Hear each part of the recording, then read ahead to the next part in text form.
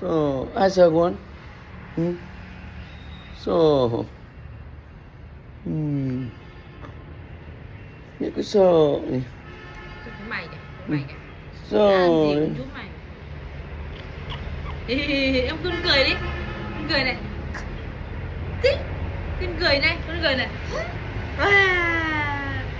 Những cái sợ con. Sợ. Không sợ. Thôi bố đi.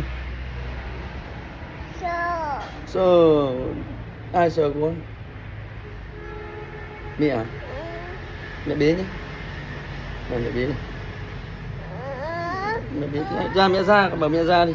Con bảo mẹ ra. Chị không biết sợ con kì. Cứ sợ con này. Ra. Cứ sợ.